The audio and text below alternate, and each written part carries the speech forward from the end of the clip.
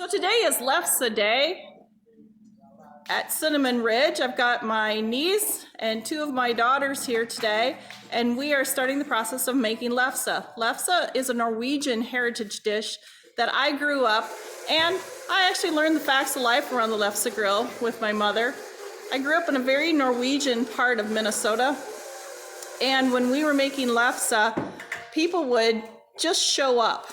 Lefse is a dish traditionally done around the holidays. So we try to do it a week or two before Thanksgiving or a little sooner as we all have time. We make this with our grandma who recently passed away as a Norwegian dish, and they would make lutefisk.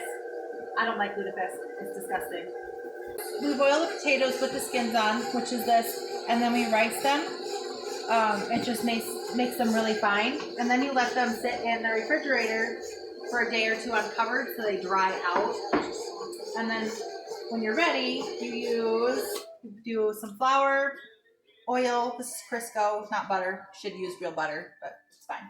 And then this is cream from Cinnamon Ridge, salt, and then you mix it all in to get it to like a tacky consistency. And then you make them into about golf ball sized balls, and then we roll them out. And then we put them on like a crepe, looks like a crepe griddle. It's called a heritage grill. And then when they bubble and start turning a little brown, it's time to eat. And Grandpa would always come, and when there was a little hole or an imperfection, that was his taste tester. He always called it quality control. Yes. We are making lefse, but right now we're just rolling the balls to go in the fridge to cool. And then we get to sit and talk until they're cool enough. And then we grill them. The balls roll a lot better when they've been cooled all the way through. After we get done making the balls, we put them in the refrigerator. We leave them in here and only take a few out at a time to roll. If they're too warm, they do not roll well and they stick. These are the grills that we use for making lefse, and you know they're hot enough when the water dances. But if they just disappear, it's not ready. So this is hot. There's about 500 degrees, and we will start rolling lefse. So with our lefse, we have a special rolling pin. As you can see, it's got ridges on it, and then we use a floured pastry cloth, and we need to get it very, very thin to the point where you can almost see through it.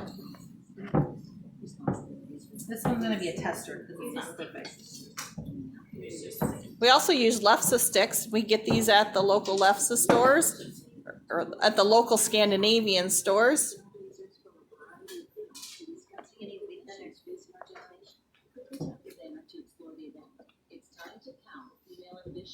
And it will start to bubble up, and once it bubbles up, then we flip it over. You don't want to cook it too long, otherwise it gets crunchy. These are actually very soft. This one was very thin and a nice size to it. We shake off any flour, and we sit and wait till a grill is ready.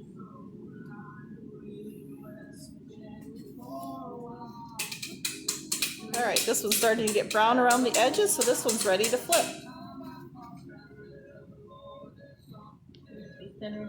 Kind of looks like a tortilla, but it's not as thick as a tortilla.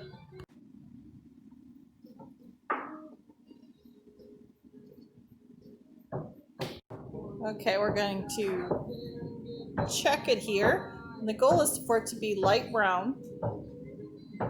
So not quite ready yet. So it looks like this grill might be a little uneven, or else it was thicker in one spot. You see how it starts to get bubbles. So after we're done, we lay the lefse out on cloths, and then we cover them to keep them moist. We don't want them to dry out.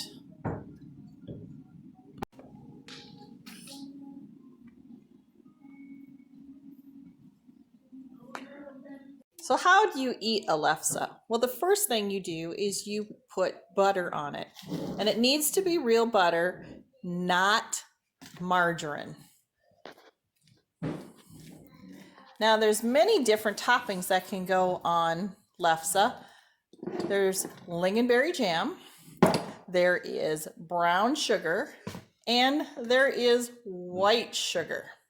I come from a family of white sugar. However, I have converted to brown sugar and more recently have converted to lingonberry. Lingonberry is very popular in Norway and of the other cold countries. So a typical way, and you'll find many different ways to do lefse. You can spread it over the whole thing or you can spread it over half. So as we spread it over all of it, you do need to fold in the ends because the last thing you want to do is have sugar spill out the ends. So you fold half of it over, then go to the other part, fold part of it over, excuse me, and now you roll it.